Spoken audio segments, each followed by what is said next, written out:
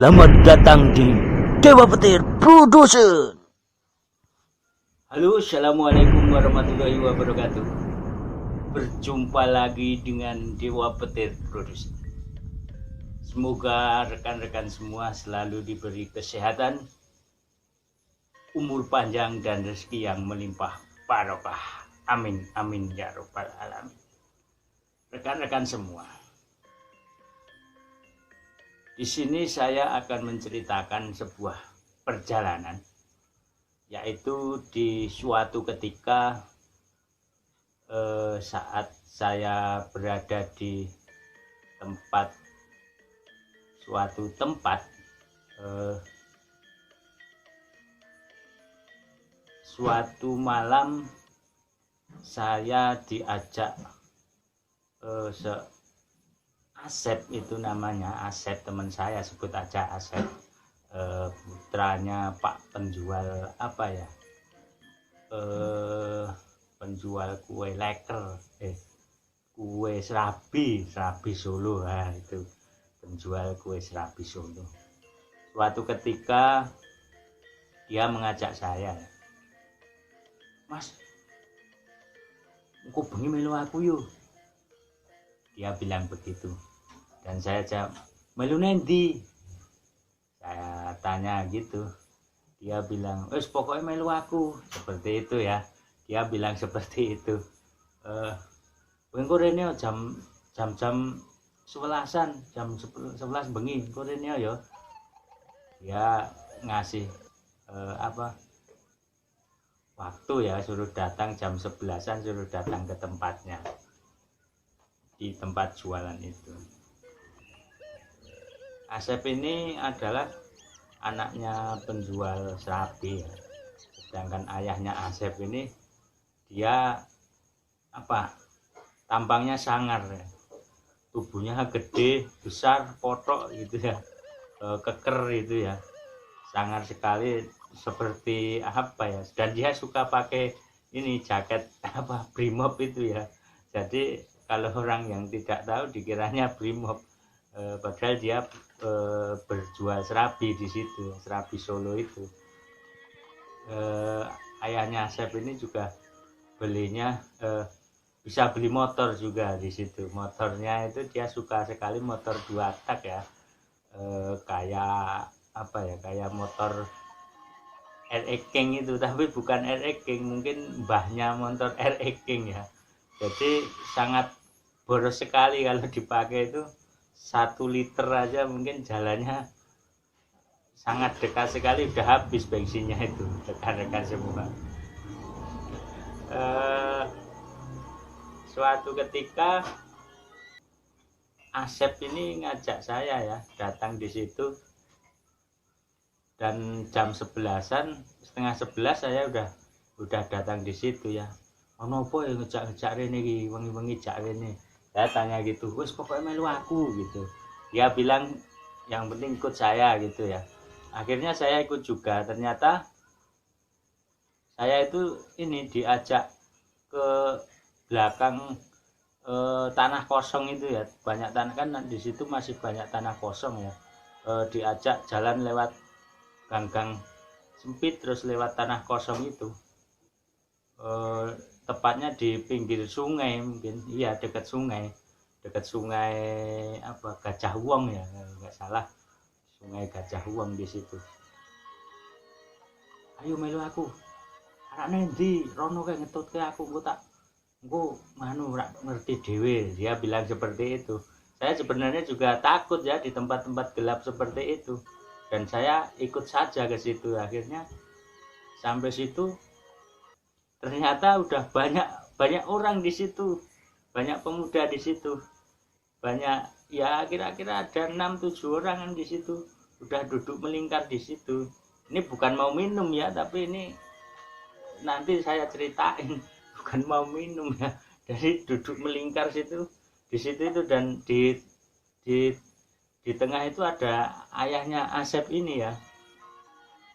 Ayahnya Asep ini di situ ada bunga nggak tahu, bunga setaman atau bunga telon atau bunga apa nggak tahu ya. soalnya tempatnya gelap, ada bunga, ada apa, silet, tahu kan silet itu, ada silet, ada peso dan lain sebagainya. Saya semakin heran, ini ada acara apa ini mau ngapain itu. Saya juga heran ya.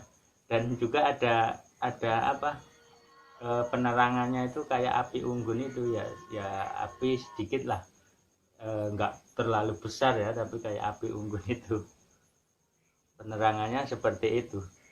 Saya semakin lama semakin penasaran, ada apa ini ya, ini rame-rame banyak orang di sini, di kegelapan, terus saya diajak ke situ.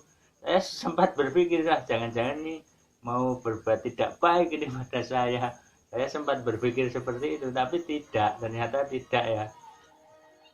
Dan setelah saya amati, ini ayahnya Asep itu mulai apa ya, kumat kamet ya, kayaknya baca mantra atau apa, jadi mulai kumat kamit gitu ya.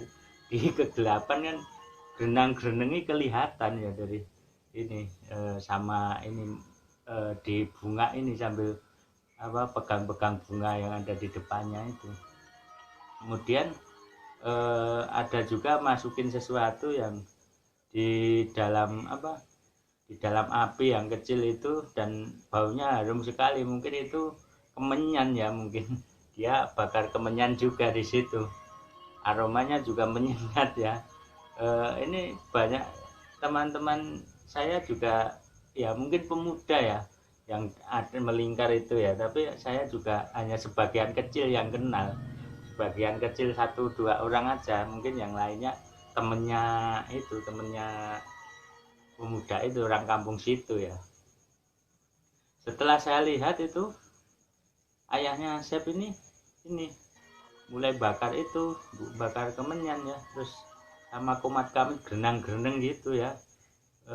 Kemudian setelah itu dia buka ini silet yang kelihatannya sih masih baru ya, dibuka pembungkusnya itu, dibuka, terus saya lihatin, terus ternyata dia atraksi teman-teman, dia mau nunjukin sesuatu kemampuannya pada itu pemuda itu. Dan jadi tubuhnya itu di ini pakai silet itu, digores-gores pakai silet itu, digini-giniin ya. Saya lihat juga nggak apa-apa, nggak berdarah, entah itu trik atau beneran ya, saya nggak tahu.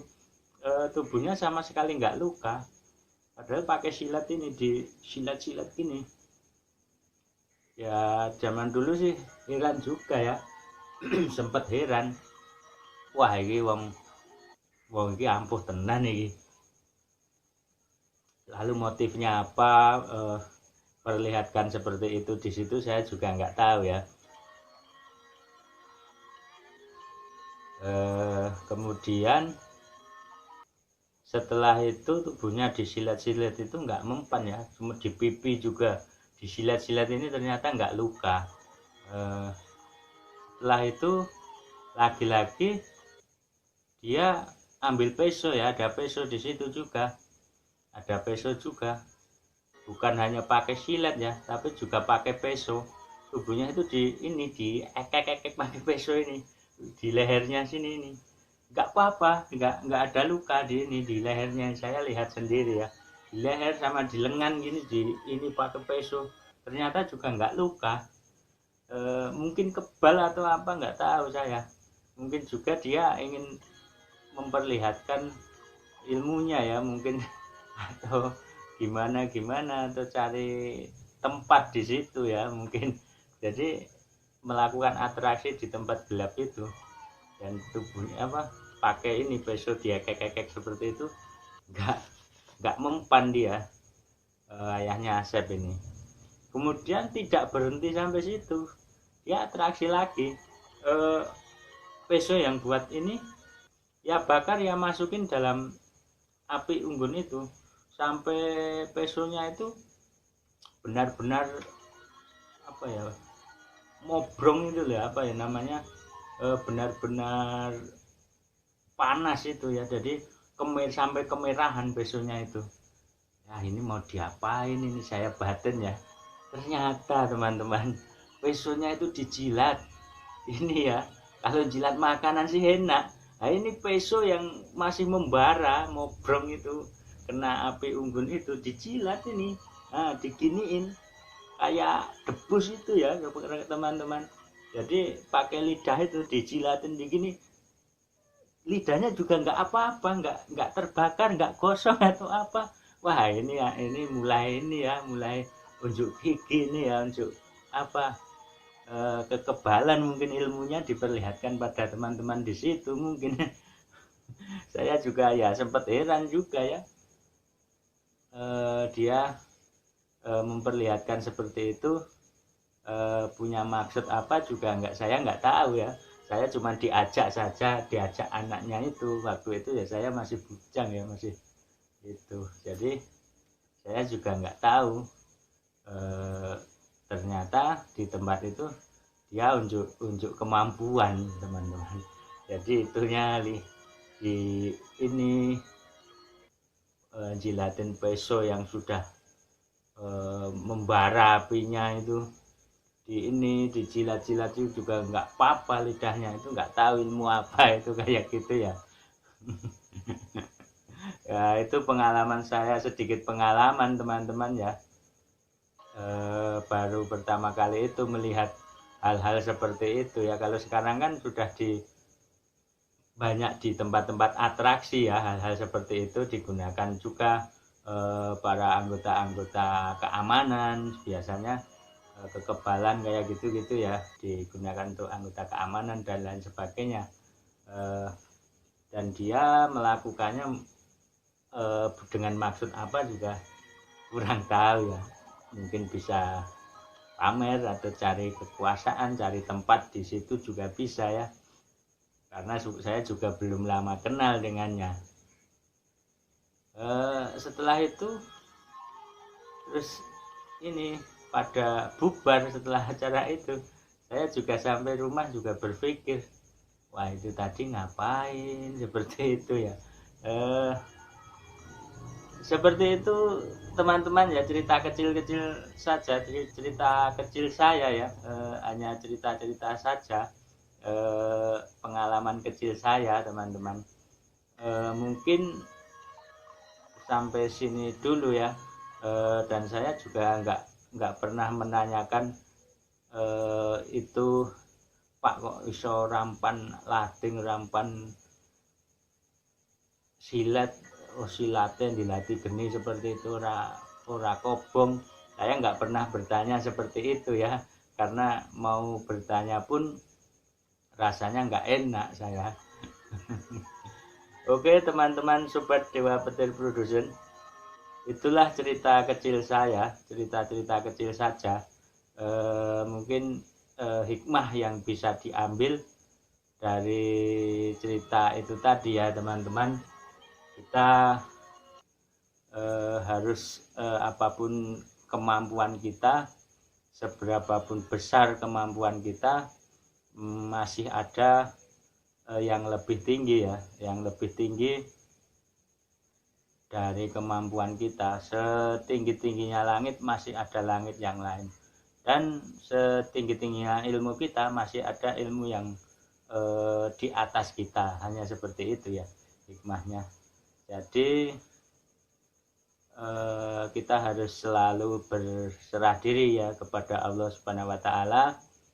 Suatu hal yang bisa kita ambil hikmahnya yaitu pengalaman saya seperti itu. Oke sobat Dewa Petir Production, terima kasih atas kesetiaan panjenengan selalu bersama kami. Sampai jumpa lagi lain waktu. Akhir salam, wassalamualaikum warahmatullahi wabarakatuh.